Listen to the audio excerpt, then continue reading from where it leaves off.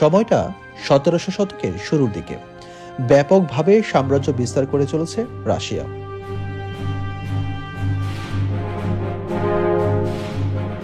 পূর্বমুখী নীতির বাস্তবায়নে সাইবেরিয়ার মধ্য দিয়ে বেরিং প্রণালী পেরিয়ে উত্তর আমেরিকার উপকূলে পৌঁছে যায় রুশ সাম্রাজ্য। এখনকার আলাস্কাকে আমরা যুক্তরাষ্ট্রের একটি অঙ্গরাজ্য হিসেবে চিনি, কিন্তু তখন আলাস্কা ছিল রাশিয়ার অংশ। এই আলাস্কা একসময় যুক্তরাষ্ট্রের হাতে আসে, কিন্তু মস্কোর বিরুদ্ধে কোনো যুদ্ধ নয়, রক্তপাত নয়, পুরোপুরি শান্তিপূর্ণ প্রক্রিয়ায় আলাস্কা হস্তান্তর করা হয়। আরও সহজ করে বললে, যুক্তরাষ্ট্রের কাছে আলাস্কা বিক্রি করে দেয় রাশিয়া, তাও আবার নাম মাত্র দামে। উত্তর খুঁজতে যেতে হবে 1800 শতকের মাঝামাঝি সময়ে। 1853 সালে ওসমানীয় সাম্রাজ্যের সঙ্গে ক্রিমিয়া যুদ্ধে জড়ায় জারশায়িত রাশিয়া। ওসমানীয় সাম্রাজ্যের সঙ্গে জোট বেঁধে রুশ সাম্রাজ্যের বিরুদ্ধে যুদ্ধ করে ইউরোপীয় শক্তি ফ্রান্স ও ব্রিটেন। এই যুদ্ধ চলে 1856 সাল পর্যন্ত। হেরে যায় রাশিয়া। ক্রিমিয়া যুদ্ধে হেরে রাশিয়ার জার দ্বিতীয় আলেকজান্ডার বুঝতে পেরেছিলেন আলাস্কায় নিয়ন্ত্রণ ধরে রাখা হয়তো সম্ভব হবে না। এই সময় আলাস্কার পাশে কানাডায় ব্রিটেনের উপনিবেশ ছিল, তাই দ্বিতীয় আলেকজান্ডার মনে করেছিলেন যদি ব্রিটেন আলাস্কা আক্রমণ করে বসে তাহলে ভূখণ্ড রাশিয়ার হাতছাড়া হয়ে যাবে। তাহলে উপায় কি? এই পরিস্থিতিতে 1859 সালে যুক্তরাষ্ট্রের কাছে আলাস্কা বিক্রির প্রস্তাব দেয় রাশিয়া।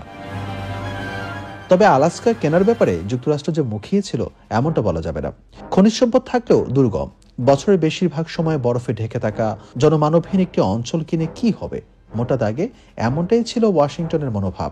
যদিও এশিয়া প্রশান্ত মহাসাগরীয় অঞ্চলে প্রভাব বাড়ানোর লক্ষ্য পূরণে যুক্তরাষ্ট্রের প্রশাসন কৌশলগতভাবে গুরুত্বপূর্ণ আলাস্কা কিনতে শেষ পর্যন্ত আগ্রহী হয়। অবশেষে আমেরিকান গৃহযুদ্ধ শেষ হলে আলাস্কা বিক্রির প্রস্তাব নিয়ে রাশিয়া ও যুক্তরাষ্ট্রের মধ্যে আলোচনা শুরু হয় আবার।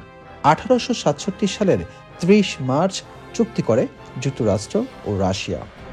একই বছরের 9 এপ্রিল মার্কিন সিনেটে চুক্তিটি অনুমোদন পায়, আর তৎকালীন মার্কিন প্রেসিডেন্ট অ্যান্ড্রু জনসন ওই বছরের 28 মে চুক্তিতে সই করে ফেলেন। 1867 সালের 18 অক্টোবর যুক্তরাষ্ট্রের কাছে আনুষ্ঠানিকভাবে আলাস্কা হস্তান্তর করা হয়। এখন আসি দামের প্রসঙ্গে। লাইব্রেরি অফ কংগ্রেসের নথি বলছে রাশিয়ার কাছ থেকে আলাস্কায় 5,86,412 বর্গমাইল, প্রায় 15,18,800 বর্গ কিলোমিটার জমি কিনেছিল যুক্তরাষ্ট্র। এজন্য তাদের দিতে হয়েছিল $72 লাখ। সেই হিসেবে প্রতি একর জমির দাম পড়েছিল মাত্র 2 সেন্ট। তবে যুক্তরাষ্ট্রের হাতে আসার পরও দুর্গম জনমানবহীন আলাস্কা দীর্ঘদিন অবহেলিত ছিল। প্রায় এক শতাব্দী পর এসে 1959 সালের 3 জানুয়ারি যুক্তরাষ্ট্রের 49তম অঙ্গরাজ্যের মর্যাদা পায় আলাস্কা।